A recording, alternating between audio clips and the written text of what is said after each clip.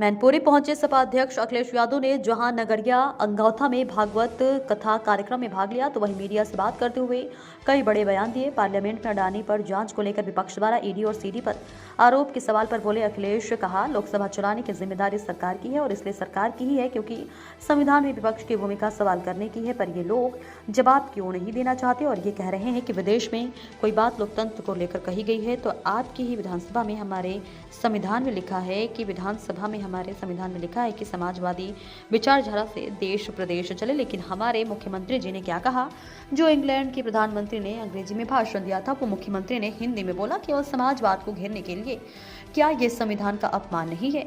अखिलेश ने कानून व्यवस्था पर बोलते हुए कहा कि भाजपा सरकार में 100 या 10 माफियाओं की सूची कभी नहीं आएगी क्योंकि उसमें भाजपा के लोग सबसे ज्यादा होंगे। मैंने विधानसभा में पूछा कि 10 माफियाओं की सूची दे दो, लेकिन सरकार ने आज तक नहीं बताया।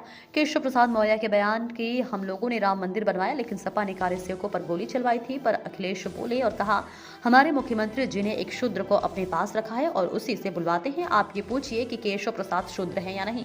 ममता से मिलने आज जाने और नई रणनीति के सवाल पर बोले अखिलेश, कहा वह रणनीति तक तब बनेगी जब हमारे नेता मिलकर अपनी राय रखेंगे। 2024 का चुनाव महत्वपूर्ण है और इसलिए महत्वपूर्ण है कि उत्तर प्रदेश ने कई प्रधानमंत्री बनाए हैं। ये बीजेपी सच नहीं सुनना चाहती। अगर कोई लोकतंत्र में और खासकर हमारा पत्रकार भाई अगर कोई खबर सही चलाना चाहेगा तो बीजेपी के लोग प्रशासन के इशारा कर देंगे कि इसको जेल भेज दो, झूठे मुकदमे लगा दो, हत्या हो जाएगी, हत्या कर देंगे, लेकिन धारा 302 नहीं लगेगी। और जिसने कुछ नहीं किया होगा उसे मारपीट से लेकर के गंभीर धाराएं लगा देंगे। क्या जो संभल में पत्रकार था मंच में मारपीट की थी वो सब देखा है सबने, उस पर मंच की मारपीट की धारा लगा के जेल भेज दिया। भैया 2 दिन से दौरा है आपका कलकत्ता में, दिक्कत हो रही है सपा के लोगों को। किसने कहा है? केशव प्रसाद मौर्य ने कहा है। देखिए हमारे मंदिर में बन रहा है, हमारे लोग राम भक्तों को गोलियां मरवाना चाहते हैं। हमारे मुख्यमंत्री जी ने एक शूद्र को अपने बगल में रखा हुआ है। ममता जी से मिल रहे हैं आप? हमारे मुख्यमंत्री जी ने एक शूद्र को अपने बगल में रखा हुआ है। उम्मीद क्या करोगे उनसे? आपने कहा था कि धर्म पे अब कोई बात नहीं होगी, आपकी तरफ से केवल आप पार्टी की तरफ से आपकी केवल बयान नहीं है, लेकिन स्वामी प्रसाद मौर्य जो वो रुकने का नाम नहीं ले रहे हैं। मैं अभी जानकारी करूंगा क्या नया बोला है उन्होंने। ममता जी से मिल रहे हैं आप सर? ममता जी से मिल रहे हैं, गठबंधन। मैं जानकारी करूंगा क्या नया बोला। उन्होंने बोला रामचरितमानस को दलित महिलाओं के खिलाफ बताया। देखिए ये बहस लंबी है और ये मैंने कई बार कहा, विधानसभा में भी कहा कि 5000 साल से ज्यादा की लंबी लड़ाई है, लेकिन ये लड़ाई अब हम लोग जीतने के करीब पहुंच गए हैं, इसलिए बीजेपी को परेशानी है। इसीलिए वो मुख्यमंत्री जी अपने बगल में एक शूद्र को रखते हैं और उससे बुलवाते हैं। भैया क्या माना जाए कि आप ये पूछिए क्या वो शूद्र हैं कि नहीं है? भैया क्या माना जाए कलकत्ता में 2 दिन से चुनाव आ रहा है, कल आप ममता जी से मिल रहे हैं, गठबंधन पहली मीटिंग। बीजेपी पहले से ही घबराई हुई है कि ये मैनपुरी मॉडल क्या है। अब वो हो सकता है मैनपुरी घूम रहे हो, रिसर्च कर रहे हो कि मैनपुरी में कैसे बीजेपी इतना बुरा हारी है। मैनपुरी में जिला अधिकारियों को जो रामचरितमानस भागवत के लिए पैसा दिया जा रहा है, क्या लगता है 2024 में आ रहा है फिर ये? मैं पत्रकार साथियों आपके माध्यम से और अपने संगठन के लोगों से कहूंगा, आलोक साकी जी से, कि जिलाधिकारी से पूछें कि आयोजन कहाँ होगा जिसमें हम लोग भी सब शामिल हो जाके। कम से कम जिलाधिकारी बताएं कि प्रसाद कहाँ मिलेगा, तो हम लोग सब जाएंगे, प्रसाद लेके आएंगे, क्योंकि सरकार का पैसा, जनता का पैसा और जनता के पैसे से आयोजन हो रहा है, तो हमारा आपका कार्यक्रम है। प्रदेश सरकार ने ये भी कहा कि हर मंदिर पे रामचरितमानस का पाठ कराएंगे। तो अच्छी बात है, हम लोग सब शामिल होंगे, प्रसाद दीजिए उसके लिए। लेकिन 1 लाख रुपए थोड़ी हो पाएगा। इससे पहले क्यों नहीं याद? एक गांव में 10-10, 15-15 मंदिर हैं, 20 भी हैं। किसको? सरकार ने। नहीं कोई बात नहीं, सरकार को जब याद आया तब मानेंगे, जब आँख खुले तब सवेरा। भाजपा के लोग कह रहे हैं कि हम लोग रामचरितमानस का पाठ कराते हैं, ये लोग हज हाउस बनवाते हैं, सफाई महोत्सव। ये बीजेपी वाले, अच्छा ये हमारे बोर्ड सिंह जी हैं और यहाँ बहुत सारे ऐसे लोग होंगे हर साल कराते हैं, वो आते ही नहीं है। अगली बार योगी जी को बुलाना आप, तब ये मानेंगे बात कि हाँ आप हर साल मनाते हो। सिंह जी का धन्यवाद देता हूँ कि उन्होंने भागवत के कार्यक्रम में हम लोगों को बुलाया, न केवल हम लोगों को बुलाया है बल्कि जनता को भी पूजा शास्त्री को सुनने का मौका मिला है। सबसे अच्छी बात ये ग्रामीण क्षेत्र में लगातार इस तरह के आयोजन होते हैं, कार्यक्रम होते रहते हैं। इससे हमारा समाज जुड़ता है और जो हमारे धर्म की अच्छी बातें हैं वो उन तक पहुंचती हैं, ना कि वो जो भारतीय जनता पार्टी फैलाना चाहती है।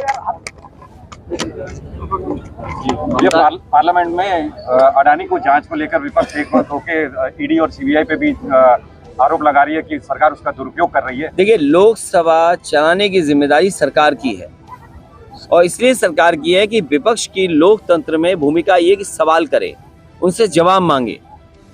ये जवाब क्यों नहीं देना चाहते हैं? और अगर ये बात कह रहे हैं कि विदेश में कोई बात लोकतंत्र को लेकर के कही गई है, आपके ही उत्तर प्रदेश के विधानसभा में संविधान में जो हमारे प्रेम्बल में लिखा है समाजवादी देश बने, समाजवादी विचारधारा से देश प्रदेश चले, उसके बारे में उत्तर प्रदेश के मुख्यमंत्री जी ने क्या कहा? उन्होंने वो कहा जो इंग्लैंड की एक प्रधानमंत्री ने कभी अंग्रेजी में भाषण दिया था। हमारे मुख्यमंत्री जी ने इंग्लैंड की प्रधानमंत्री की अंग्रेजी की स्पीच को हिंदी में बोला, केवल समाजवाद को घेरने के लिए। तो क्या ये संविधान का अपमान नहीं है? क्या बाबा साहब भीमराव अम्बेडकर जी का लिखा हुआ संविधान के खिलाफ नहीं बोल रहे हैं ये सरकार के लोग?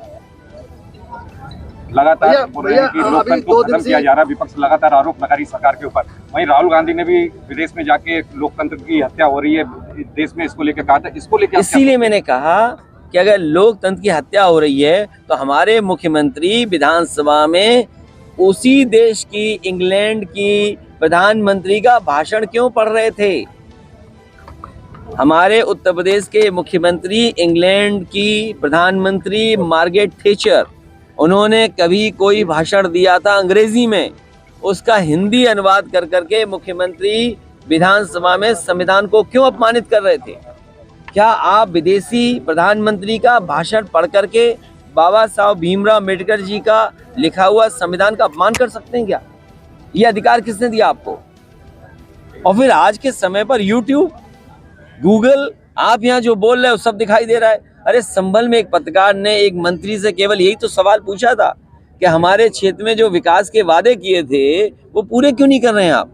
बताओ, उसे जेल भेज दिया। क्या ये संविधान नहीं के सामने क्या संकट पैदा है किया इन्होंने?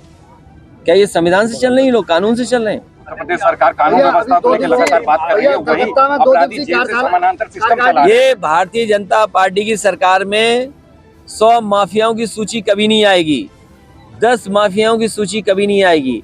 इसलिए नहीं आएगी क्योंकि जब भी सूची जारी होगी उसमें भारतीय जनता पार्टी के लोग सबसे ज्यादा होंगे। ममता जी से भाई, मैंने विधानसभा में पूछा कि टॉप 10 माफियाओं की सूची दे दो, टॉप 100 माफियाओं की सूची दे दो। आज तक सरकार ने नहीं बताया। सरकार इसलिए नहीं बता रही है क्योंकि सबसे ज्यादा बीजेपी के लोग निकलेंगे उसमें। आज आप बताइए, मैनपुरी में जमीन कौन कब्जा कर रहा है?